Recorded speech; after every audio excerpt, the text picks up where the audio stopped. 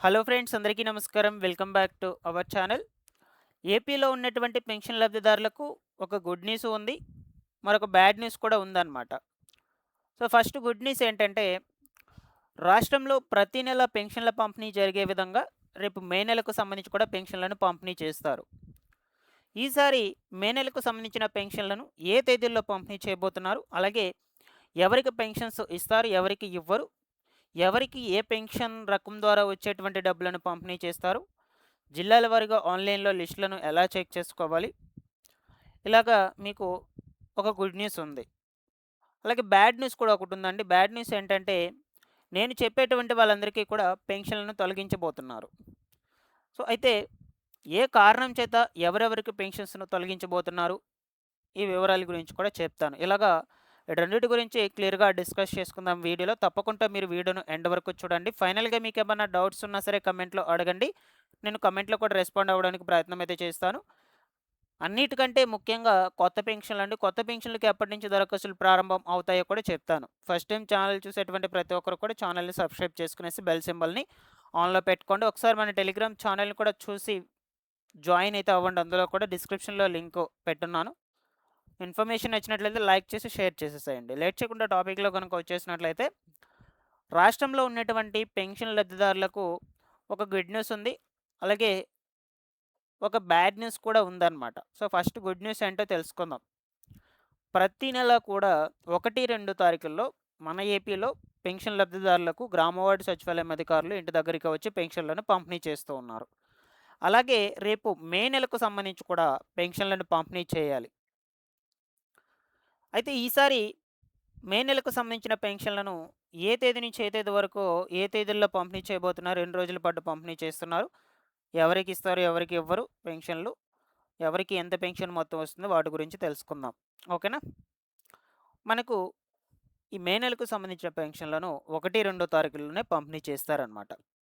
ఒకవేళ 1, 2 తారీఖుల్లో సెలవు దినం గనుక వచ్చినట్లయితే ఒకరోజు ముందు కానీ, ఒకరోజు తరువాత కానీ పెన్షన్లను పంపిణీ చేస్తారండి.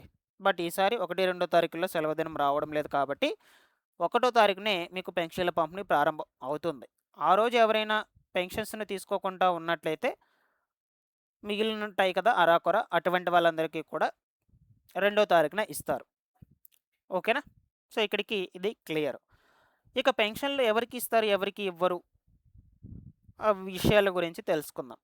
ఏప్రిల్ నెలకు అంటే ఈ నెలకు సంబంధించి పెన్షన్లను ఎవరైతే తీసుకొని ఉంటారో అటువంటి వాళ్ళందరికీ కూడా ఖచ్చితంగా మే నెలకు సంబంధించిన పెన్షన్లను పంపిణీ చేస్తారు.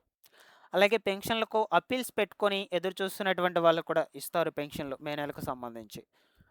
పెన్షన్లకు సంబంధించి వెరిఫికేషన్‌కి వెళ్ళి ఇంకా కొత్త సదరం సర్టిఫికేట్ తీసుకోకుండా ఎవరైతే ఉంటారో అటువంటి వాళ్ళకు కూడా మనకు మే నెలకు సంబంధించిన పెన్షన్లను పంపిణీ చేస్తారనమాట. సో ఏప్రిల్ నెలకు సంబంధించి ఎవరైతే తీసుకొని ఉంటారో అటువంటి ప్రతి ఒక్కరికి కూడా ఇస్తారండి. సో మీరు ఏప్రిల్ నెలకు సంబంధించి ఎంతైతే పెన్షన్స్ తీసుకుంటారో అంత మొత్తంలోనే మే నెలకు సంబంధించి కూడా ఇస్తారు. ఎవరు టెన్షన్ పడాల్సిన అవసరం అయితే లేదు. ఎవరికి తొలగించబోతున్నారు అనే విషయాల గురించి నెక్స్ట్ మనం డిస్కస్ చేసుకుందాం. ఓకేనా? ఇక పెన్షన్ మొత్తం ఎవరెవరికి ఎంతెంత వస్తాయిందంటే, దివ్యాంగులకు, వికలాంగులకు వచ్చేసి రూ. 6,000, రూ.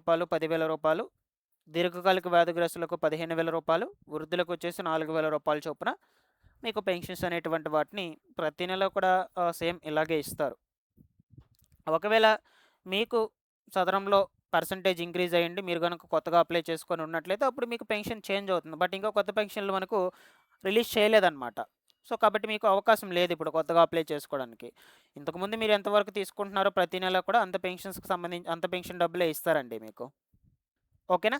సో ఇక్కడికి ఈ మే నెలకు సంబంధించిన పెన్షన్ల పంపిణీ చెందినటువంటి సమాచారం మొత్తం కూడా క్లియర్ అని అనుకుంటున్నాను. సో ఇది గుడ్ న్యూస్ అనమాట. ఎందుకంటే పెన్షన్స్ ద్వారా అందరికీ కూడా డబ్బులు వస్తాయి కాబట్టి. ఇందులో మీకు ఏమైనా డౌట్స్ ఉన్నా కూడా కమెంట్‌లో అడగండి, నేను రెస్పాండ్ అయితే అవుతూ ఉంటాను. ఇక ఒక బ్యాడ్ న్యూస్ ఉందని చెప్పాను కదా! బ్యాడ్ న్యూస్ ఏంటో చెప్తానిప్పుడు. నేను చెప్పేటువంటి వాళ్ళందరికీ పెన్షన్‌లను తొలగించబోతున్నారు. సో అయితే పెన్షన్‌లను ఎందుకు తొలగిస్తున్నారు? మీకొక డౌట్ రావచ్చండి. సో ఒక 2, 3 నెలల క్రితము దివ్యాంగ, వికలాంగ పెన్షన్‌లకు సంబంధించి వెరిఫికేషన్ ప్రక్రియలు నిర్వహించింది మన ఏపీ ప్రభుత్వం. ఎందువలన? చాలామంది కూడా దొంగ పెన్షన్లు తీసుకుంటున్నారని ఆరోపణలు రావడంతో, అటువంటి వాళ్ళందరినీ కూడా గుర్తించేసి పెన్షన్‌లను తొలగించేయాలనే ఉద్దేశంతో రీవెరిఫికేషన్ ప్రక్రియలు మొదలుపెట్టింది ఏపీ ప్రభుత్వము. సో, అప్పుడు చాలామంది కూడా వెళ్లారు రీఅసెస్మెంట్‌కి. వెళ్ళాక వాళ్ళకు పరీక్షలన్నీ కూడా కంప్లీట్ అయ్యాయి. సదరం సర్టిఫికేట్ కూడా వచ్చింది. అప్పుడు చాలామందిని కూడా వాళ్ళకి తగిన పెన్షన్‌కు అనర్హులని గుర్తించారు. అంటే వాళ్ళకి రావాల్సిన పర్సెంటేజ్ కాకుండా ఇంకొక పర్సెంటేజ్ పెట్టి సదరం సర్టిఫికేట్స్ ఇచ్చారు. అలాగా చాలామంది కూడా ఆందోళన చెందారనమాట. ఆవేదన వ్యక్తం చేశారు. ఏమని? సో, మాకు రావాల్సినటువంటి పర్సెంటేజ్ కంటే తక్కువొచ్చింది. సో, మాకు ఈ పెన్షన్ రావాలి. కొంతమందికైతే అసలే 40% కూడా లేకుండా వచ్చేసాయన్నమాట. ఇలాగ చాలామంది కూడా ఆవేదన వ్యక్తం చేయడంతో ప్రభుత్వం మరొక అవకాశం ఇచ్చింది అప్పీల్ పెట్టుకోమని. సో, అప్పీల్ పెట్టుకున్న తర్వాత మీకు మళ్ళా పరీక్షలు నిర్వహిస్తాము. పరీక్షలు నిర్వహించి అప్పటికి కూడా మీకు సేమ్ పర్సెంటేజ్ వస్తే మీకు అదే పెన్షన్ కంటిన్యూ చేస్తాము. లేదా 40 కంటే తక్కువ పర్సెంటేజ్ వచ్చినట్లయితే మీకు పెన్షన్ రద్దు చేస్తామని చెప్పి ఒక అవకాశం అయితే ఇచ్చింది ఏపీ ప్రభుత్వము. సో, ఇప్పుడు అప్పీల్స్ పెట్టుకోవడానికి అవకాశం ఇచ్చింది. చాలామంది కూడా అప్పీల్ పెట్టుకున్నారే కానీ వాళ్ళకి రీవెరిఫికేషన్స్ కోసము ఇంకా నోటీసులేమి కూడా రాలేదు మళ్ళా. అందువల్ల వాళ్ళు అప్పటినుంచి కూడా అలాగే వెయిట్ చేస్తూనే ఉన్నారు. అటువంటి వాళ్ళకు సంబంధించి ఇస్తారు పెన్షన్‌లిప్పుడు. అండ్ దీంతో పాటుగా చాలామంది కూడా దొంగ సర్టిఫికేట్స్ పెట్టేసి పెన్షన్స్ తీసుకుంటున్నారు. వీళ్ళకి మాత్రం పెన్షన్‌లు అనేటువంటి వాటిని తొలగించేస్తారనమాట. దొంగ సర్టిఫికేట్స్ అంటే ఎలాగా? Sadarem certificates, medical certificates. So, government hospitals ద్వారా వీళ్ళు కొంచెం అమౌంట్ అనేది పే చేసుకునేసి వైద్యులకు వాళ్ళ నుంచి దొంగ సర్టిఫికేట్ దాంట్లో పర్సెంటేజ్ అనేది మార్చుకునేసి వాళ్ళ ద్వారా సర్టిఫికేట్ కూడా పొందుతూ ఉన్నారు. ఇలాగ చాలామంది కూడా చేస్తూ ఉన్నట్లు ప్రభుత్వ అధికారులు గుర్తించడంతో వీళ్ళందరినీ కూడా తొలగించే యోచనలో అయితే ప్రభుత్వం ఉంది. వెరిఫికేషన్స్ చేసి. మరొక వైపు దొంగ సర్టిఫికేట్లు ఇచ్చినటువంటి వైద్యుల మీద కూడా తగినటువంటి కఠిన చర్యలు తీసుకునే విధంగా ముఖ్యమంత్రి నారా చంద్రబాబు నాయుడు గారు ఆదేశాలను జారీ చేస్తున్నారు. మెయిన్ ఏంటంటే దివ్యాంగ, వికలాంగ పెన్షన్లు, దీర్ఘకాలిక వ్యాధిగ్రస్తుల పెన్షన్‌లోనే పెన్షన్స్‌ని తొలగించేస్తారు. దొంగ పెన్షన్స్ తీసుకున్నటువంటి వాళ్ళందరినీ కూడా. ఓకేనా? సో, ఇదొక బ్యాడ్ న్యూస్‌గా అయితే చెప్పుకోవచ్చు పెన్షన్ లబ్ధిదారులకి. ఎందుకంటే పెన్షన్స్‌ని తొలగించేస్తున్నారు కాబట్టి. ఇకపోతే మెయిన్ కొత్త పెన్షన్లు అంటే కొత్త పెన్షన్‌లకు సంబంధించి అప్లికేషన్స్ పెట్టుకోవడం కోసం చాలామంది కూడా వెయిట్ చేస్తున్నారు. బట్ స్టిల్ ఇప్పటికి మనకు అప్డేట్ ఏమి కూడా లేదు. అప్లికేషన్స్ ఎప్పుడు స్టార్ట్ అవుతాయి అనే వివరాల గురించి మొత్తం కూడా.